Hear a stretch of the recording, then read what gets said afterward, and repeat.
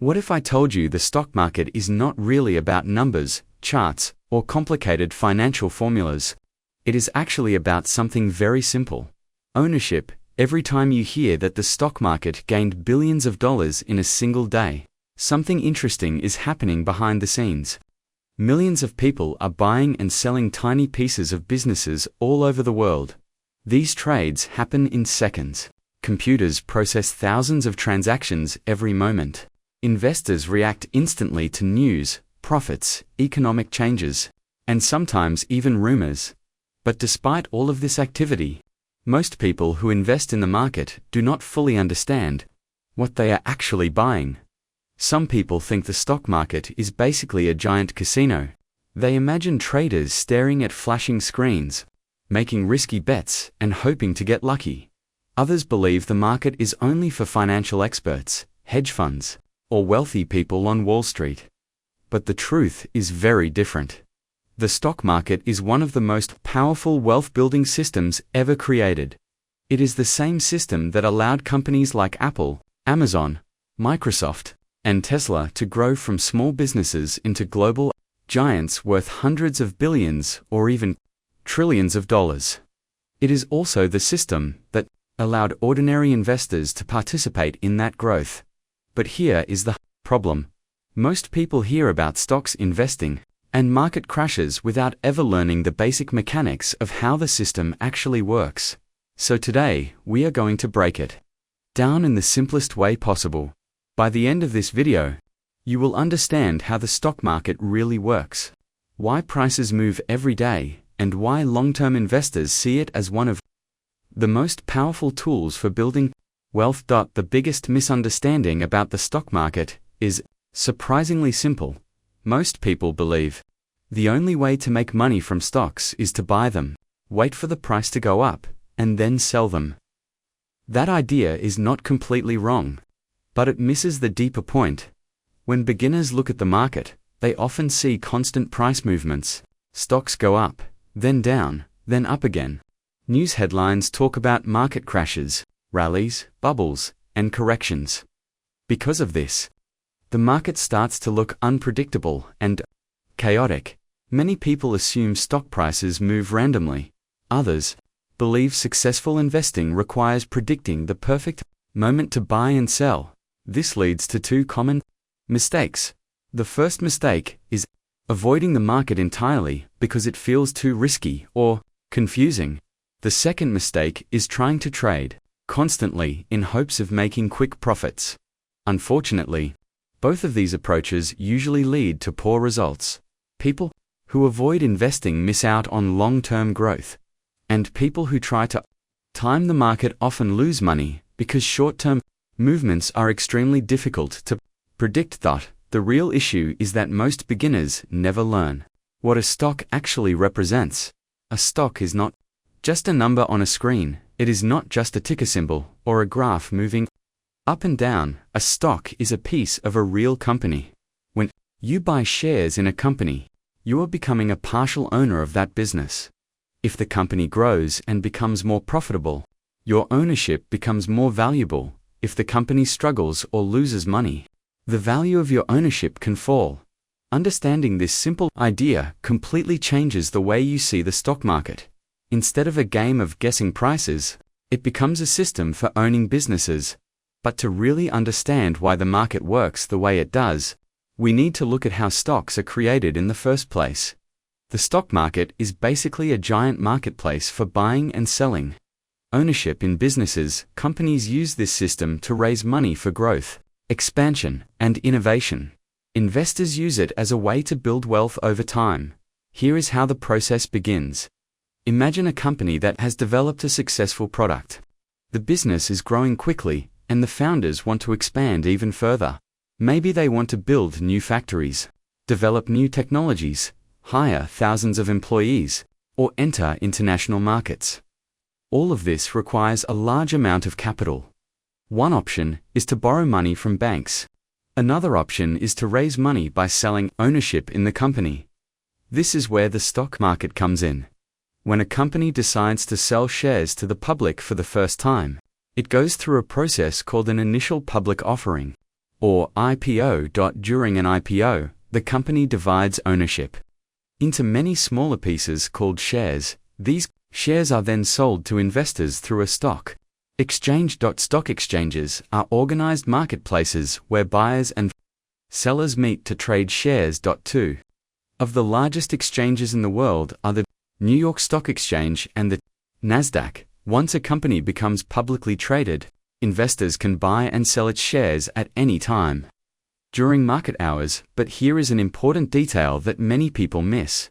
After the IPO, most stock trading happens between investors, not between investors and the company itself. When you buy a stock, you are usually buying it from another investor who wants to sell. The company does not receive money from these transactions.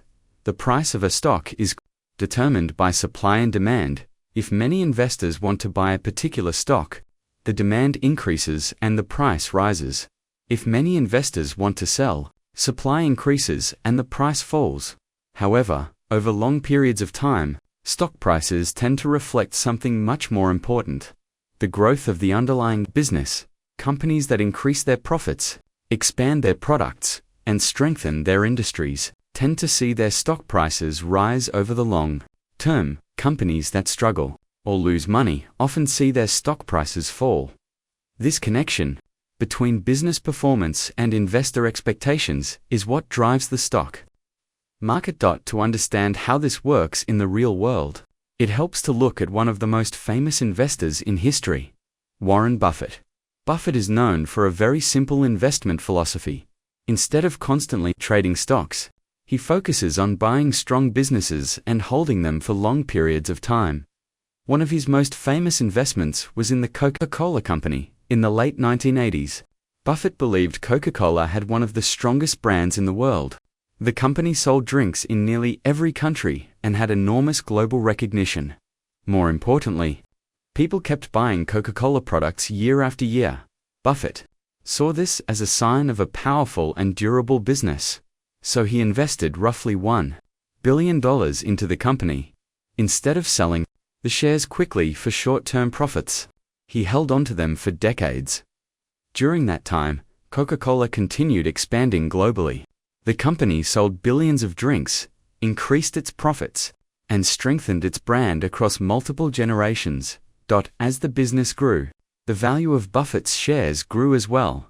Over time, that original investment increased to tens of billions of dollars. This example illustrates one of the most important lessons in investing. The stock market rewards long-term ownership of strong companies. Buffett himself once explained the market in a very simple way. He said the stock market is a device for transferring money from the impatient to the patient. In other words, investors who focus on long-term business growth often outperform those who constantly trade based on short-term price movements. So what should we actually learn from all of this? First, understand that stocks represent ownership in real businesses. When you invest in a company, you are buying a small piece of that company's future. Second, short-term market movements are often unpredictable. Prices may rise or fall because of economic news, investor emotions, interest rates, or global events. But over long periods of time, stock prices tend to follow business growth and economic progress.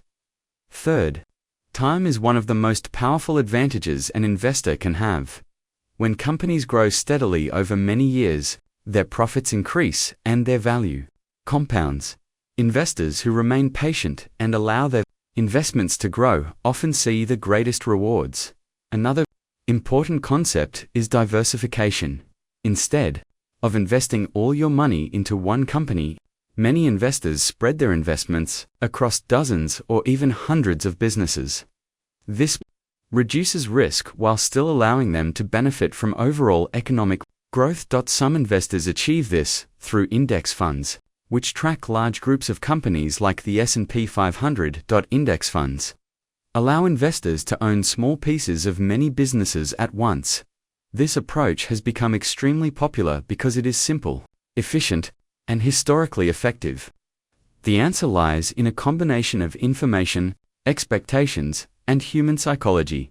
Every day, Investors around the world are constantly reacting to new information.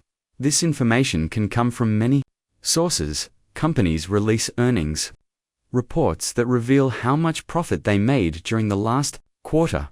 Governments publish economic data such as inflation, unemployment rates, and interest rate decisions. Central banks announce policies that influence borrowing costs across the economy. Global events such as wars, pandemics, or political changes can also affect investor confidence.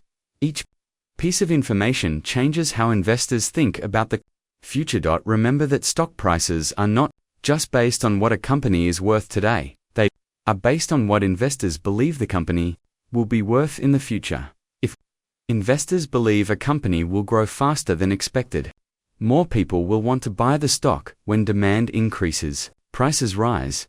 If investors become worried about future profits, many will start selling the stock. When supply increases, prices fall, but information is only part of the story.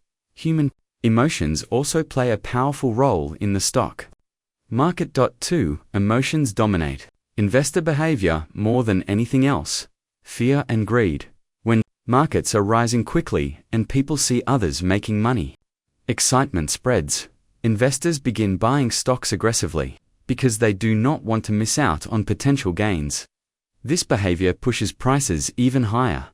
On the other hand, when markets begin falling sharply, fear spreads just as quickly. Investors panic and start selling their shares to avoid further losses. This selling pressure pushes prices even lower. Because of these emotional cycles, markets often swing between optimism and pessimism. This is why stock prices sometimes move far beyond what seems reasonable in either direction. But despite these short-term fluctuations, something remarkable has happened over long periods of time. The market has continued to grow. When you zoom out and look at the history of the stock market over decades, a clear pattern begins to appear. Short-term movements may seem chaotic, but the long-term trend has consistently moved upward. This growth reflects the expansion of businesses, technological innovation, and the increasing productivity of the global economy. Companies constantly develop new products, they discover new technologies, they enter new markets and serve millions or even billions of customers. As these companies grow, they generate more profits, and as profits increase, the value of those companies often increases as well. Investors who own shares in these businesses benefit from that growth. This is why time is one of the most powerful forces in investing. The longer you stay invested in strong companies, the more opportunity you give those businesses to grow. This leads to one of the most important concepts in finance.